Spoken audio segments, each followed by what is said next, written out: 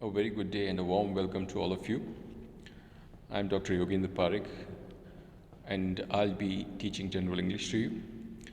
I have posted the syllabus on your WhatsApp group and we'll be strictly following that syllabus. We'll be following that sequence that is given, sequence of topics that is mentioned in the syllabus.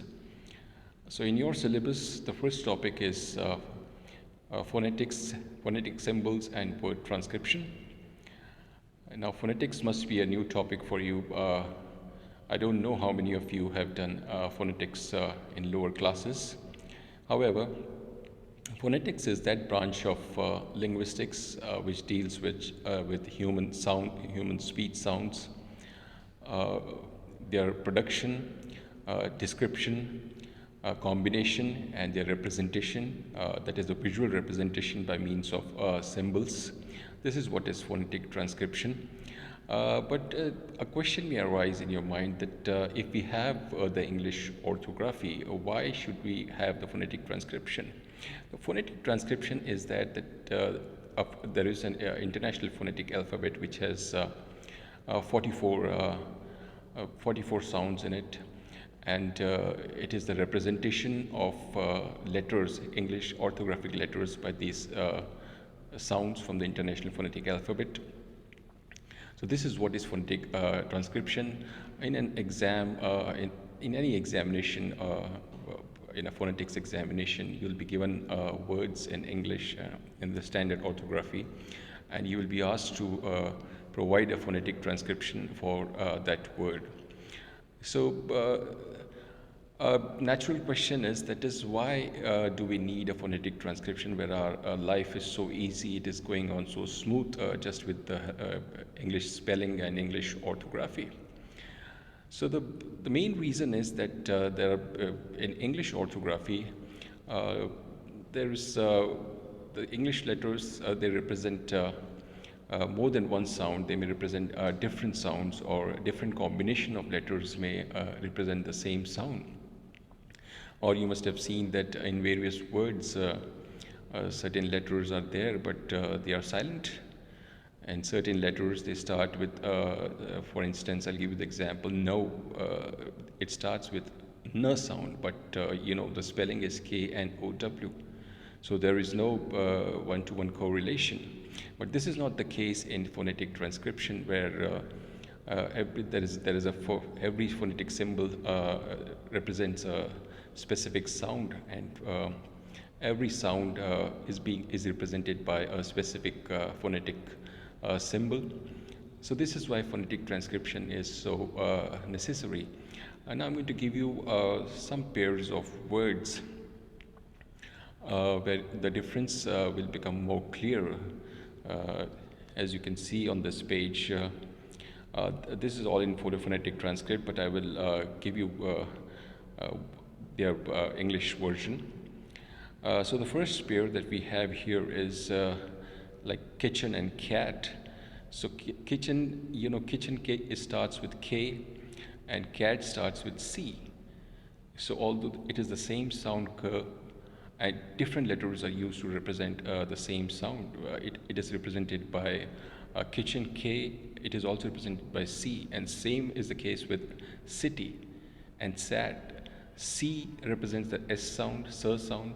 Also the sir sound is represented by S, city and sat. The second pair is character and catch. Both CH letters are used for character, and they are also used for the sound ch sound. The third one is knowledge and notice. As you know, the spelling of knowledge starts with K, but notice starts with N.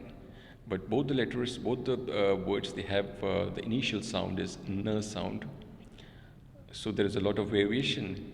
So it's precisely because of this that we have a phonetic transcription by which we get more accuracy regarding the sounds and regarding their symbols.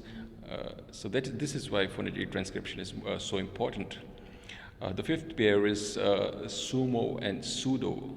Now, sumo S starts with the spelling of sumo is S-U-M-O, whereas pseudo is, it starts with P, where P has no business of being in that word because P is absolutely silent.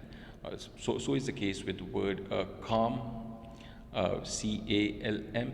L has no business to be there, but still it's there in the word. The spelling is C-A-L-M.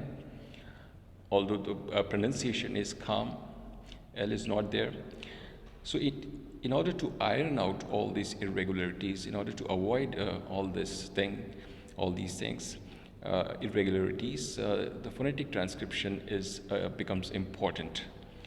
So this is again, as you can see on this page, another example is there, sky, an example of Y, letter Y.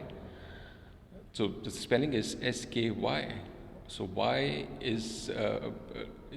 Y stands for the vowel pair A-I, sky, and then it stands for syrup. The spelling is S-Y-R-U-P, but it stands for E sound, syrup. Then it stands for say. That is, again, it stands for another diphthong. It stands for E and I vowels. So the same letter Y, it stands for different sounds. So this is why phonetic transcription is so important, as I've already told you.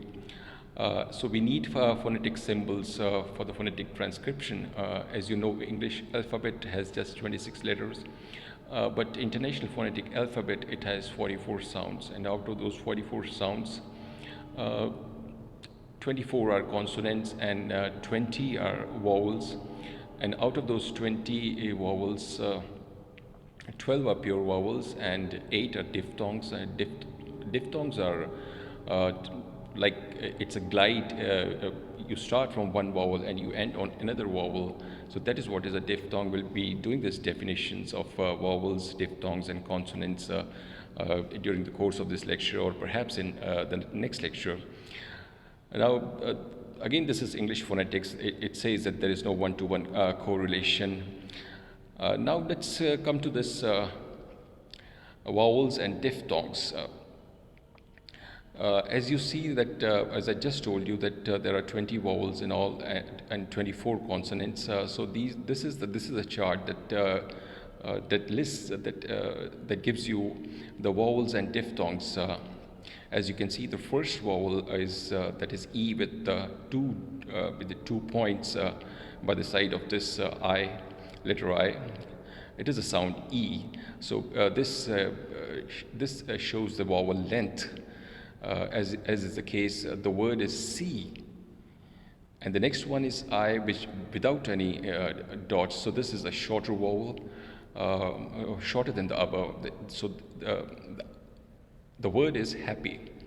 Another example that I can give you is feet. So the first sound is there in this word feet, and the second vowel is there in fit.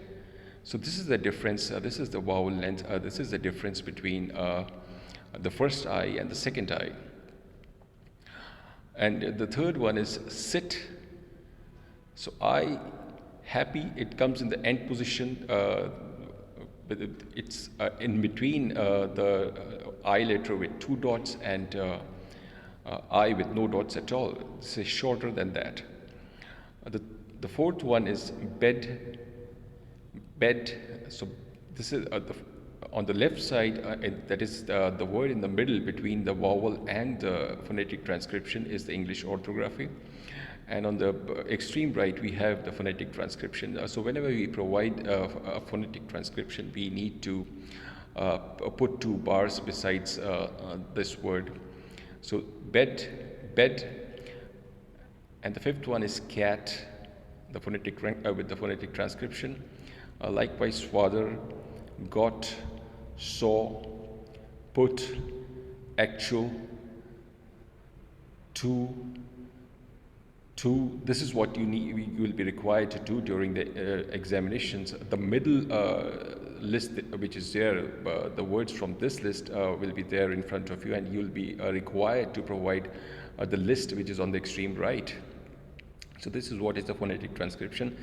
Like this, we have 12 vowels in all, and after the word about, it is the list of diphthongs. Diphthongs, as I told you, it is a glide. It is a kind of vowel which has two sounds. So before the vowels that we were doing, they were monophthongs, that is just one vowel sound. And now this has two vowel sounds. It starts from one sound and it ends on another vowel. So like this, we have 8 diphthongs. So the first one is say. So in Indian English, we say. We do not use this diphthong. We use a vowel sound instead of a diphthong. The second one is go. For this also, no diphthong is used in Indian English. We go for a single vowel instead of this diphthong. A third is my. Fourth is boy. Now, near, here, pure. So these are the 8 diphthongs that we have. So now the next is we have 24 consonants. Whereas the vowel sounds, the vowel sounds as they are produced, there is no audible friction in producing the vowel sounds. But this is not the case with consonants, where the speech producing organs, they come together and a narrow passage or a fissure is formed in the mouth, and the air comes out through that fissure and producing various consonant sounds. So this is we'll be doing with this consonant sounds, which have a manner as well as place of production. So let's have a look at this chart, which has 24 consonant sounds. As you can see on this chart, pen, bad, tea, did, cat, get, chain, jam, fall, van, thin, this, see, zoo, shoe, vision, hat, man, now, sing. Because this letter, it does not come in the initial position, sing. It always comes in the final position, that is the end position. Then we have leg, red, yes, and wet. So these are the 24 consonant sounds that we have. So in all, we have 44 symbols of phonetics. 24 out of that 20 are vowels and 24 are consonants. And even out of 20 vowels, we have the first 12 vowels that are pure vowels, and the rest of the 8 are diphthongs. So now let's have a look at this chart, which although you won't be asked for to list the organs of speech, but anyway, since I'm giving you information, you need some background information about the organs of speech. So in this chart, there are organs of speech. As you can see, the top, nasal cavity, mouth, alveolar ridge, lips, teeth, tip, blade, front, back, tongue. The palate, that is the roof of the mouth, that is the palate, which is divided into hard palate, soft palate.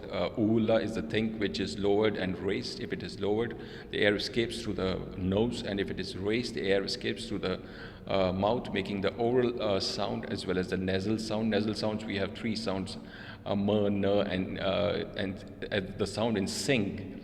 So these are 3 nasal sounds, and the rest of the sounds are oral sounds. So these are the organs of speech which are used in producing the sounds. Now, as you saw the organs of speech producing the sounds, this is the vowel chart. This is how the tongue is placed in producing the vowel. How is the tongue, the positioning of the tongue in producing these vowels. So the tongue is divided into 3 parts, whether the front part is raised, the center part, or the back part of the tongue is raised, and to what extent it makes contact with the palate, that is the roof of the mouth, whether it is open, whether it is half open, whether it is half closed, or whether it is closed. This is how the various vowel sounds are produced.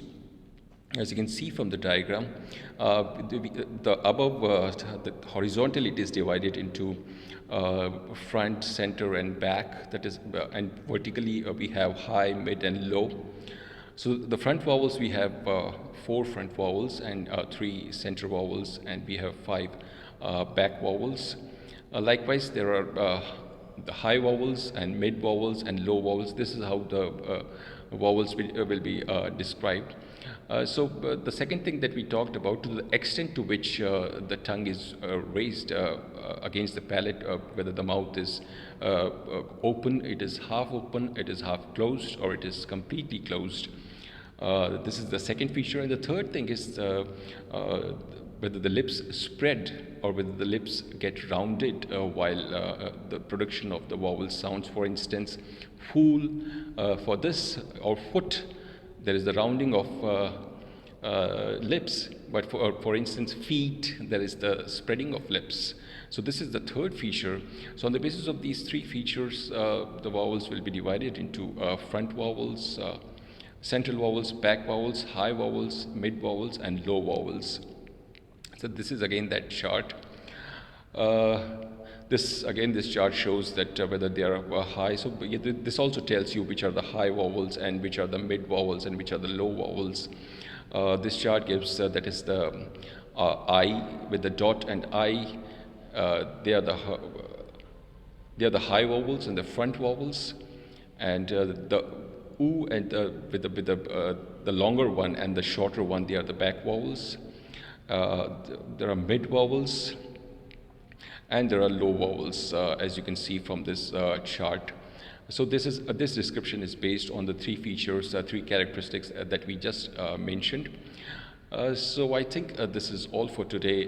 We have done phonetic transcription, what is phonetics, and why phonetic transcription is important. We have talked about syllables. We've talked about vowels, diphthongs, and consonants. In the next lecture, we'll be describing the vowels, diphthongs, and consonants. Of course, consonants will require greater detail because there will be manner and place of articulation. So that is going to take a longer time. But vowels and diphthongs, they won't take that much. So all this we will do in next lecture. Thank you very much.